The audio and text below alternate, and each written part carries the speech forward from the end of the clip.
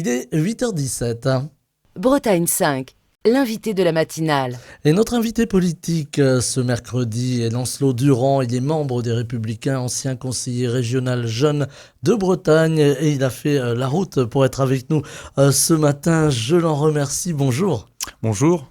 Alors on va parler évidemment de l'actualité politique. Et elle est assez importante, cette actualité politique en ce moment. J'avais envie de commencer évidemment par l'élection de Bruno Retailleau à la tête des Républicains. Voilà, il n'y a pas eu de psychodrame, tout s'est bien passé. Il y a eu un échange téléphonique avec Laurent Wauquiez. Est-ce que c'est le renouveau de LR ? Oui, totalement. On a un Bruno Retailleau qui est élu à 75%, ce qui lui permet d'avoir une avance considérable. Ça lui permet aussi d'avoir une certaine légitimité. On a pu voir des élections anciennes sous LR, ou voire même l'UMP avec Jean-François Copé et François Fillon. On avait des victoires à 52%. Donc c'est là où facilement 2-3% des électeurs peuvent se dire on s'est trompé, on aurait dû aller ailleurs. Là, 75%, c'est une victoire nette.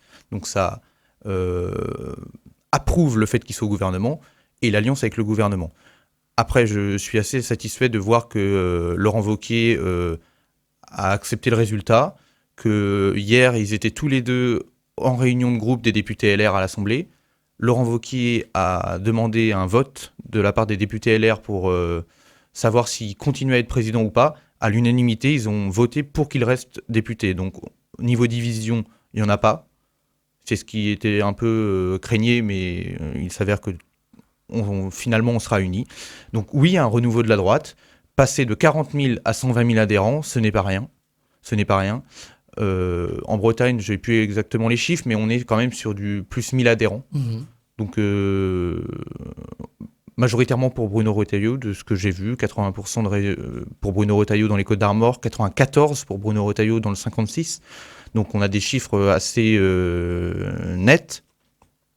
Donc oui, je pense qu'il y a un renouveau, on le voit bien avec l'élection de Marie-Christine Dalloz très récemment, aux législatives partielles, celle d'Elisabeth Demestre en Hauts-de-Seine, si je ne me trompe pas, et il y en a une élection législative partielle qui a eu ce week-end, et pareil, le candidat LR arrive au second tour derrière le Rassemblement national, et ça devrait nous permettre d'avoir un député en plus. Donc ça voudrait dire que toutes les législatures partielles qu'on a eues, les élections législatives partielles qu'on a eues depuis septembre, nous les remportons. C'est un bon signe. Il y a une envie de droite en France, parce qu'on le voit, le paysage politique, on en parle très souvent sur cette antenne, est très chahuté, pour ne pas dire très tendu également. On voit LFI, qui est beaucoup dans le devant de la scène, dans l'actualité. On a un PS qui est un petit peu atone en ce moment. Et on disait LR moribond, pour ne pas dire en voie de disparition. Et là, il y a ce renouveau. Est-ce que c'est la personnalité de Bruno Retailleau? Est-ce que c'est aussi le fait de ces prises de position au sein du gouvernement qui font que les électeurs se tournent à nouveau vers la droite? Finalement, est-ce que les électeurs de droite retrouvent leur droite, si vous me permettez? Oui, je pense qu'ils retrouvent leur droite, parce qu'on avait une droite qui, depuis 2017, avec les coups bas qu'il y avait eu entre François Fillon et Nicolas Sarkozy, ça avait détruit la droite, puisque les deux courants qui s'opposaient, ils se sont détruits entre eux à cause des affaires, etc. La droite y détourne, etc. Et donc je pense sincèrement que le fait que Bruno Retailleau revienne sur le devant de la scène en étant ministre d'État, ce qui n'est pas rien, et ministre de l'Intérieur, lui permet d'être le représentant de la droite au sein du gouvernement d'Emmanuel Macron. Et notamment, il dispose d'une certaine liberté. Alors, il y en a certains qui disaient qu'il n'avait pas totalement de liberté. Il arrive quand même à avancer ses pions et à faire changer la situation. On a la chance d'avoir Gérald Darmanin, garde des Sceaux, qui lui s'inscrit dans une continuité et qui, je pense, veut revenir à droite. Il était toujours resté quand même au centre-droite, mais n'a jamais vraiment oublié l'UMP ou son passé à LR. Et donc, nous fait pas mal de clins d'œil au vu de ses propositions. Donc oui, je pense que la droite s'est relevée. Après, avec la France Insoumise, on a une France Insoumise qui continue de s'isoler sur l'échiquier politique. Même au sein du NFP, il y a des tensions qui sont assez grandissantes au sein du PS, parce que le PS, qu'on le veuille ou non, est resté un parti de gouvernement. Et donc, il y a une division à gauche qui pourrait finalement profiter à la droite? Je pense. Oui, on l'a bien vu. Un courant ou une partie de l'échiquier politique qui se divise, c'est un peu voué à l'échec aux élections présidentielles ou législatives. On le voit bien. En 2017, il n'y avait pas d'alliance à gauche. La gauche représentait 70 députés sur les 577. Avec leur alliance, ils sont passés autour de 140 ou 170 en 2022 et presque 200 aux dernières législatives. Donc ça prouve bien que quand il y a une alliance, notamment à gauche, ils avancent ensemble. Avec une possibilité, en tout cas, voilà, on voit revenir le spectre de la possible dissolution, peut-être également une censure du gouvernement, voilà, plusieurs choses qui pointent un petit peu à l'horizon. Là encore, sur le budget, on va en dire un mot du budget tout à l'heure, mais est-ce que là aussi, ça peut amener une alternance un peu avant l'heure? Non, je pense pas. Je suis même pas certain qu'il y ait une dissolution cette année. Parce que en septembre encore, on aurait pu dire qu'il y aurait une majorité absolue qui aurait pu arriver avec le RN s'il n'y avait pas de Front républicain, ou alors une majorité nette qui se serait déclarée avec le NFP. Aujourd'hui, avec les histoires d'assistants au Parlement européen du Rassemblement national, ça les fait baisser dans les sondages. Pour la France insoumise, qui tient des positions encore très douteuses sur certains sujets, ça les fait également baisser dans les sondages. Donc aujourd'hui, si on dissout au mois de juillet, on aurait des élections potentiellement au mois mi-août, fin août. Je pense qu'on aurait une assemblée presque similaire, peut-être plus de sièges pour la droite, mais ça serait autant divisé. Je pense que ça ne sert pas à grand-chose. Ça n'irait pas dans l'intérêt de la nation. Avec, là aussi, on a donné le Rassemblement national très, très puissant. Et puis, il y a eu l'affaire des assistants parlementaires, Marine Le Pen, le jugement, peut-être la confirmation de son inéligibilité. Je vais y arriver. En tout cas, elle ne sera peut-être pas éligible. On va le faire comme ça. Et voilà le retour de Jordan Bardella sur le devant de la scène. Est-ce que ces affaires ont aussi ralenti un petit peu la progression du Rassemblement national? Et là aussi, ça profite finalement à la droite républicaine. Bien sûr, parce qu'on avait un Rassemblement national le Front national qui a été créé en 72, qui s'est créé sur le fait que c'était une nouvelle partie de la classe politique avec qu'ils étaient contre les tous pourris, etc. Et que eux, c'était les seuls à pas détourner de sous, etc. Bon, on se rend compte qu'en fait, ils sont pas épargnés non plus et que malheureusement, c'est un grand problème. Mais il y a une partie de la classe politique, quand ils sont aux manettes, ils se permettent un peu d'en prendre une partie pour eux. C'est bien dommage. Donc oui, je pense que ça profite à la droite. Le RN a aussi gagné des voix, notamment parce que la droite a fait le vide. On n'a pas renouvelé d'idées, on n'avait plus de matériel militant, on cherchait plus vraiment à gagner des élections, on cherchait à maintenir. Est-ce que la droite n'a pas fait un petit peu de gauche, si vous me permettez? À une époque, la gauche voulait faire un peu de droite, la droite a fait un peu de gauche. Oui, on a eu une droite qui s'est un peu plus modérée sous l'UMP, sous Jacques Chirac notamment, qui s'est un peu plus redroitisée sous LR avec Sarkozy, quand même. Mais oui, c'est sûr qu'à l'époque du RPR, on était plus à droite que maintenant, plus gaulliste aussi. Il y avait des figures, on pense à Pasqua, on pense Pasqua, qui étaient des figures clivantes, évidemment. Philippe de Villiers aussi. Philippe de Villiers. Mais après, c'est des gens qu'on peut retrouver. Enfin, ils peuvent revenir. Je ne pense pas que Philippe de Villiers reviendra chez nous. Je ne pense pas. Mais on retrouve quand même un Bruno Retailleau qui était quand même plus gaulliste, qui faisait partie de ce RPR qui était le plus à droite. Donc s'il est élu à 75%, c'est qu'il y a une volonté des adhérents de redroitiser tout ça. Alors dire oui, c'est la droite extrême que j'entendais Olivier Faure dire. Je ne sais pas si on peut se permettre de parler et d'employer ce genre de terme. Aujourd'hui, on voit de l'extrême droite partout à partir du moment où on a dépassé le PS. Donc, arrêtons systématiquement de vouloir extrémiser le débat politique en disant oui, ça c'est l'extrême droite, l'extrême gauche. Non. Se comporter de cette manière, c'est se comporter comme un extrémiste. C'est souvent ce qu'on entend à gauche et chez LFI, ça nous ramène à LFI souvent, dès qu'on a dépassé effectivement la frontière du PS, vous êtes quand même dans l'extrême, je dis vous, les partis qui sont à droite. On a l'extrême centre, l'extrême droite. Macron fricote avec l'extrême droite, on entend souvent, et eux ils sont pas d'extrême gauche. C'est des gens qui, non, ils sont pas d'extrême gauche du tout. Pourtant leurs positions ne sont pas les plus modérées. Donc Il y, a C'est il y ju- a- il y a une inquiétude des Français de cette extrémisation du débat politique. C'est peut-être ça aussi qui profite, j'allais dire, au parti classique et là encore aux Républicains. Oui, on a une extrémisation, plus ça va, plus... Bah, le problème, c'est que le parti d'Emmanuel Macron qui s'est créé en 2017, qu'avait pour but d'avoir de l'aile gauche à l'aile droite les plus modérés, le centre droit, le centre gauche. Donc il a attiré tous les modérés des partis et donc a un peu radicalisé les partis, entre guillemets, républicains comme le PS, où on a vu la victoire d'Olivier Faure qui a fait une alliance avec le NPA et LFI, ou à droite, où on n'a pas fait d'alliance avec le RN, ça on a ça pour nous quand même, on a été fidèles à nos valeurs, mais on a eu un Éric Ciotti qui tenait une branche quand même assez à droite, même jusqu'à aller s'allier avec le RN aujourd'hui. Il fallait tourner la page Ciotti aussi. C'était une tâche dans l'histoire de LR. Oui, je pense que c'est même pas une page qu'il faut tourner, c'est carrément un nouveau livre qu'il faut ouvrir. Je pense que LR a été trop entaché, donc il faut changer le nom du parti, il faut changer le parti, il faut renverser les logiques.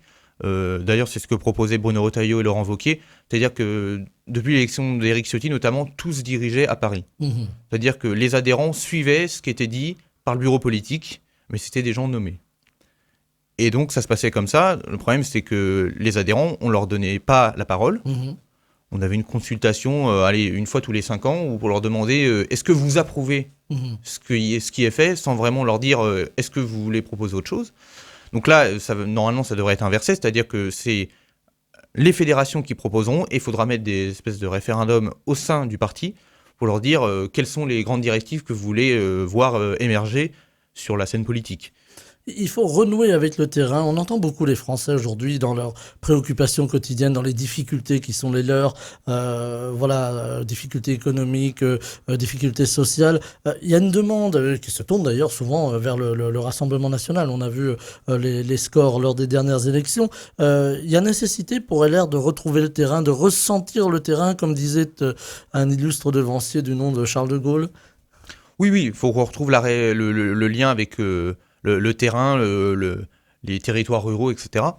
Après, on ne l'a pas vraiment perdu. On conserve énormément de mairies, pas forcément LR, mais divers droites qui nous soutiennent, avec des conseillers municipaux. On le voit bien en termes de parrainage. En 2022, c'était Valérie Pécresse qui avait le plus de parrainage. Je crois que c'est au nombre de 2000.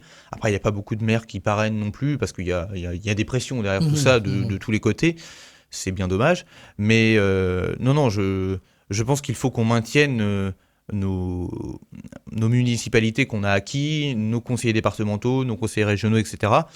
Ça prouve bien qu'on est encore présent, puisqu'au Sénat, nous disposons du plus gros groupe et de la majorité. Donc on a 130 sénateurs, je crois. Enfin, on a eu une baisse. Mais enfin une légère baisse de 5 ou 6 sénateurs. Avec l'Union centriste, en tout cas, on a la majorité absolue. Donc ça prouve déjà qu'on est quand même ancré sur le territoire, puisque... les sénateurs, c'est quand même les représentants des territoires et des collectivités. Donc ça prouve bien quand même qu'on est assez présent sur le territoire. Mais c'est pas pour ça qu'il ne faut pas continuer et amplifier notre majorité. Donc en 2026, bien évidemment, il va falloir relancer et essayer d'acquérir le plus de mairies possible. Je pense notamment à la mairie de Paris, où le groupe Changer Paris, présidé par Rachida Dati, devrait remporter, je l'espère, parce qu'on a une Anne Hidalgo qui est très contestée. Elle fait des choses pour le climat, c'est vrai. Peut-être aller un peu trop loin. Je suis pas sûr que le périph' à 50 km/h, je suis pas sûr que pour les livreurs la nuit, ça soit très sympathique. Je suis pas sûr que non plus fermer des voies pour mettre des bus en plein JO, je suis pas sûr que ce soit très intéressant non plus. Donc oui, pour l'écologie, c'est bien. Elle a mis des vélos en place, des trottinettes électriques qu'elle a décidé de supprimer parce qu'elles servaient plus à faire du combustible pendant les manifestations qu'autre chose. Mais oui. Alors après, il y a la mairie de Rennes. On a Ce qui n'est pas très bon pour le climat, reconnaissez-le. non plus. Bah non, une batterie de lithium qui explose et qui crame, ou des Tesla sur le bord de la route. Dans le 6e ou 7e arrondissement, c'est pas sûr que ça soit très nécessaire non plus, et très bien pour le climat. Mais on a d'autres mairies, je pense notamment à Rennes, où on a le mouvement Rennes à droite qui mise énormément pour prendre la mairie. On a une mairie qui aujourd'hui a une hausse de la délinquance avec des fusillades à tout va. Je crois que c'est 20 fusillades depuis 2023. C'est quand On en même... a parlé sur cette antenne plusieurs fois avec justement des représentants de Rennes à droite. Là aussi, il y a des grandes villes. Alors, Rennes, effectivement. Bon, puis il y a des bastions. On pense à Brest, par exemple, ici, qui est quand même bastion socialiste depuis bien longtemps. C'est, j'allais presque dire, un rêve pour LR de conquérir une ville comme Brest. Voilà, je vous provoque un peu. Je dirais pas un rêve, mais c'est la population qui décidera de toute façon. Après, si le candidat et la liste qui est présentée et investie, s'ils se donnent tous les moyens, normalement, il y a des raisons qu'ils accèdent au second tour. Mmh. Normalement, ça devra arriver, je l'espère. Après, qu'on gagne ou pas, ça à voir. Moi, sur Brest, je m'y connais pas trop. Enfin, je vais pas vous le cacher que c'est un peu à l'autre bout de la Bretagne. Donc voilà, ça. Attention, les Brestois nous écoutent en DAB. Hein. Je sais bien, mais je leur souhaite aucun mal. Hein. C'est juste que non, je connais moins cette partie de la Bretagne, le Finistère. Donc je connais plus le côté du 56 avec la mairie de Vannes. J'espère qu'on va garder la mairie de Vannes. Normalement, c'est acquis. On verra. Mais voilà, c'est surtout Rennes qui est assez la ville la plus critique de Bretagne, où on a des chances de passer, je l'espère. Avec ces échéances municipales, il y aura une autre échéance, ça ne vous aura pas échappé, et ma question, vous la voyez venir, j'en suis sûr, Lancelot Durand. Bruno Retailleau, président effectivement de LR, peut-être président tout court ? Je sais pas. Là, aujourd'hui, on est à 2 ans de la présidentielle. Je sais pas. Il a l'étoffe, selon vous, d'un président de la République ? Je pense. Sa figure se présidentialise en étant ministre d'État, ministre de l'Intérieur, comme Nicolas Sarkozy a pu le faire dans les années 2000, dans le gouvernement sous la présidence de Jacques Chirac. Mais après, je pense c'est quelqu'un qui pourrait y aller. Au niveau des sondages, il fait des scores intéressants, mais après les sondages, ça veut dire tout et n'importe quoi. En 2 ans, en 1 mois, ça peut vite fait tout basculer. Donc parce qu'on l'a bien vu en 2022, on avait Éric Zemmour qui accédait au second tour dès qu'il s'est présenté, et au final, il a fait que 7%. Donc voilà, faut se méfier des sondages, surtout à 2 ans, ça veut tout et rien dire. Il y avait des sondages qui disaient encore en 2022, 2021 que Marine Le Pen allait gagner. Bon, aujourd'hui, on voit bien que ça peut changer. On peut avoir un Mélenchon au second tour. Enfin, c'est très variable. Après, il peut y avoir d'autres personnalités à droite qui peuvent se présenter. Le mieux, ça serait de faire une alliance ou de fédérer. On a d'autres personnes du centre-droite, comme Édouard Philippe, qui veulent se présenter, comme Gérald Darmanin ou Gabriel Attal, qui fait partie plutôt de l'aile gauche. Mais voilà, je pense que ça sert à rien de diviser le bloc central et la droite. Il faut qu'il y ait une union, justement, pour pouvoir gagner, pour faire face à l'union de la gauche, si elle arrive à s'entendre. Je pense qu'il faut, oui. Enfin, moi, en tout cas, je suis pour une alliance du centre et de la droite. Donc, une alliance entre Horizon et LR. Et un vote des adhérents qui décide qui part à la présidentielle. Mais un vote, mais pas forcément une primaire, avec des débats, premier tour, second tour. Je pense qu'on va plus se diviser qu'autre chose. Faut tourner là aussi la page des primaires. Ah oui, totalement. On l'a bien vu en 2022. 5 candidats chez LR. On avait Xavier Bertrand, Valérie Pécresse, Éric Ciotti, Michel Barnier et Philippe Juvin. Ça divise les militants qui nous restaient en 5. Alors après, pour un peu qu'il y en a certains ils ont passé leur temps à se tirer dessus à boulet rouge pendant toute la période de primaire. C'est irréconciliable. On avait Éric Ciotti qui était totalement opposé à Valérie Pécresse. Bon, voilà, on a fait 5%, je suis pas sûr, enfin même pas, 4,75, je suis pas sûr que ça soit très honorable comme score. On l'a bien vu chez le PS, ils ont fait une primaire aussi. Bon, Anne Hidalgo a fait 1,75. Donc, les partis qui n'ont pas fait de primaire, je pense au Rassemblement National, là, il n'y a pas eu de souci, ils sont arrivés au second tour. Emmanuel Macron, pareil. La France Insoumise, c'est pareil. Les écologistes, il y avait plus une primaire. Après, ils ont fait une espèce de primaire commune avec Christiane Taubira, etc. C'était un peu flou parce qu'il y a eu des candidats quand même qui se sont présentés qui ne devaient pas. C'était un peu les égos qui prenaient le dessus. Mais bon, oui, non, moi je suis totalement opposé aux primaires. Avec aujourd'hui une France très divisée, très fracturée, des problèmes sociaux, un budget en berne, on le voit. Alors voilà, on ne va pas dresser un tableau noir, mais enfin, on peut dire quand même que l'avenir n'est pas ensoleillé, pour prendre une métaphore météorologique. Il va falloir arriver à proposer aux Français avant un véritable projet, un projet économique certainement, un projet social, justement comment arriver à allier les deux dans les valeurs de droite sans risquer l'explosion sociale aujourd'hui. On voit qu'on est quand même un petit peu au bord du gouffre. Oui, mais qu'est-ce que demandent les Français exactement? C'est moins de services publics, plus de services publics, Plus de services publics, oui. et moins de dépenses inutiles. Moins de dépenses publiques, quand même. Moins de dépenses publiques inutiles, et on a la bureaucratie qu'il faut supprimer. Mhm. Alors c'est pas le tout de dire on va diviser le nombre d'agences par 2, il y a certainement certaines qui servent, il faut y aller au cas par cas. Mhm.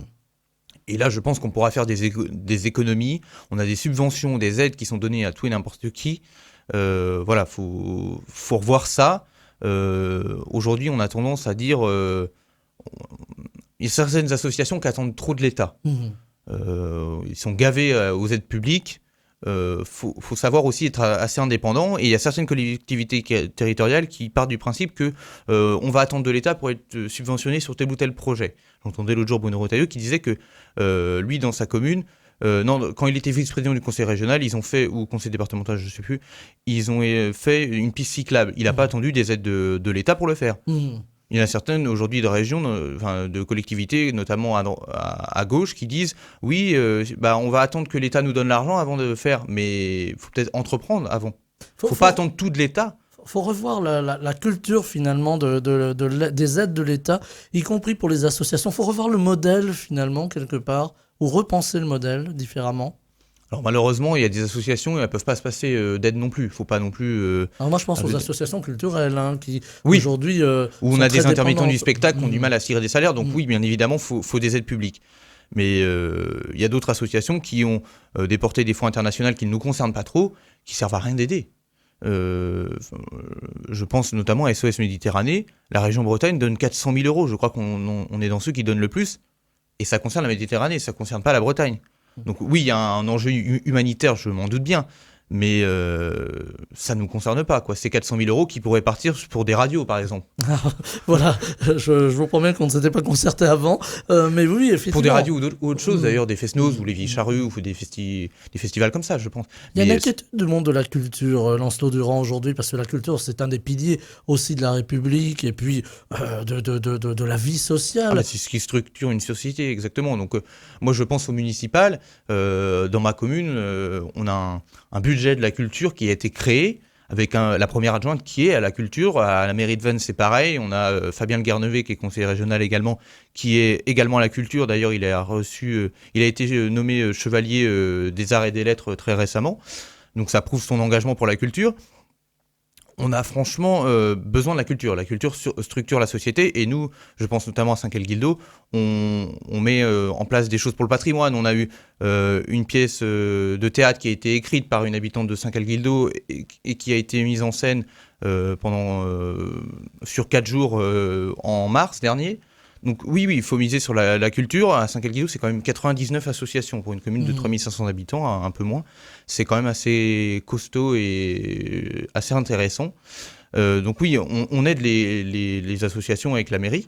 Je pense notamment au comité des fêtes, mais même d'autres associations de jeunes. Il y en a une notamment de jeunes qui fait un festival cet été, depuis déjà 2-3 années. Et ils ont une partie, c'est de la subvention communale. Il y en a une autre, c'est des fonds propres qu'ils essayent de trouver par le biais de mécènes ou de dons. Là aussi, c'est un nouveau modèle qui peut émerger. C'est un nouveau modèle avec de l'autofinancement, si vous voulez, et qui est assez intéressant. C'est-à-dire qu'ils attendent pas, en fait. Ils se disent pas, allez, c'est bon, on va attendre. Si on se bouge pas trop, s'il manque des sous, on va attendre. La mairie va nous donner, quoi. Et je pense qu'il faut aller vers ça aussi. Je pense qu'on attend, certaines associations attendent de trop. Il faut un rééquilibre aussi des subventions, parce qu'on voit des associations très bien dotées, d'autres un peu moins. Il faut avoir un rééquilibre. Je pense notamment à la région de Laurent-Wauquiez. On avait la CGT qui avait 3 millions d'euros d'aide. Est-ce que c'est normal que la CGT ait 3 millions d'euros d'aide ? Bon, il a tout coupé parce qu'il ne s'entendait pas avec eux. Je ne suis pas sûr qu'il fallait tout couper non plus, parce que ça fait un peu trop radical, mais 3 millions, ça me paraît bien conséquent pour une région. Avec 3 millions d'euros, je ne sais pas ce que vous faites, mais je pense que vous avez un bureau en or. Hein. Ah oui, mais bon, donc, moi je le veux bien. Il faut mieux mettre 1 million d'euros ou 500 000 et répartir plus équitablement entre toutes les associations et dire, voilà, avoir une vision plus égalitaire de l'aide. Parce qu'on a vu le cas en région Pays de Loire où Christelle Morancet, la présidente, a coupé carrément les aides aux Elle a associations. coupé à 90%. Voilà, Ouais. ce qui pose un problème là encore. Alors pour les radios associatives, c'est une chose, mais plus largement pour le monde de la culture. Alors, c'est une coupe dans les dépenses, c'est sûr, mais elle est allée au-delà de ce que lui demandait le gouvernement.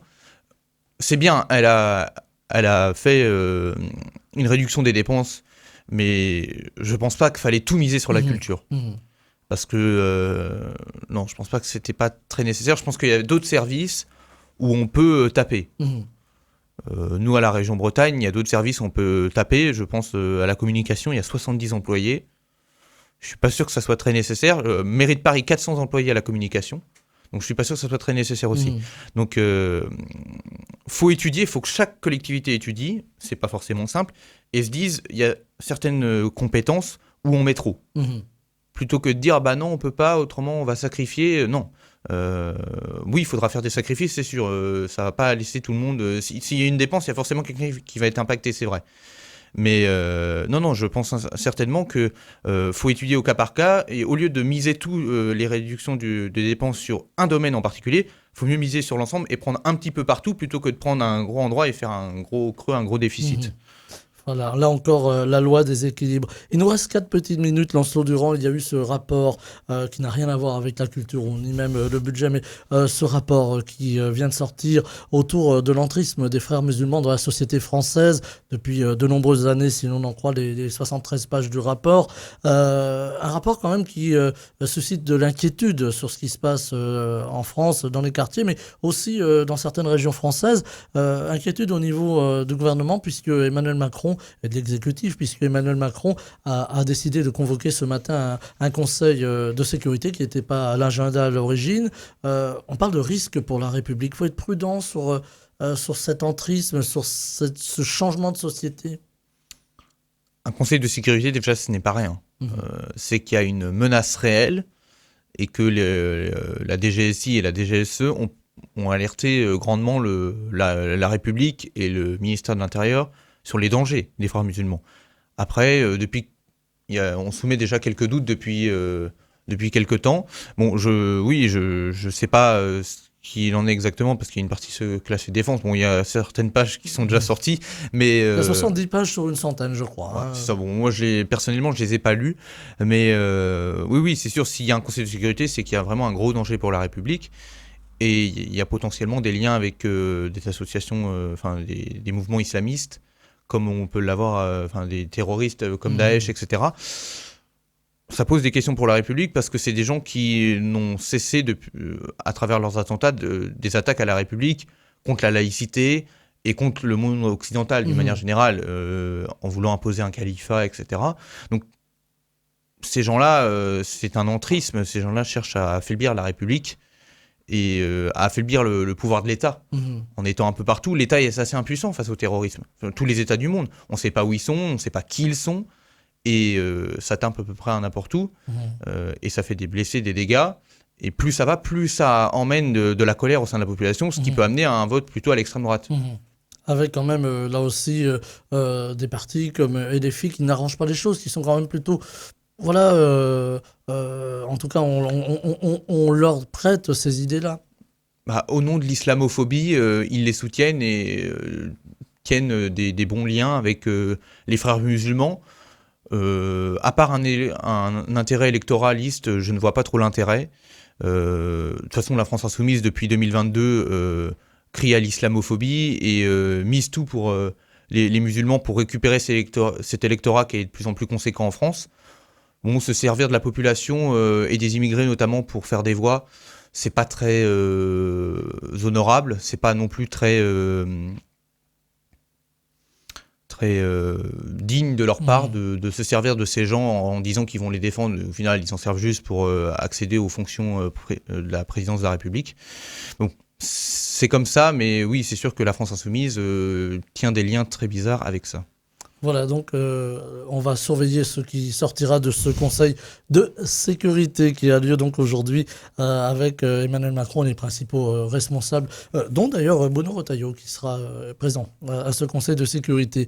Merci infiniment Lancelot Durand d'avoir été avec nous ce matin pour balayer un peu l'actualité politique. Je rappelle que vous êtes membre des Républicains, conseiller, ancien conseiller régional jeune de Bretagne. Vous étiez venu d'ailleurs dans le costume de conseiller régional jeune. Oui.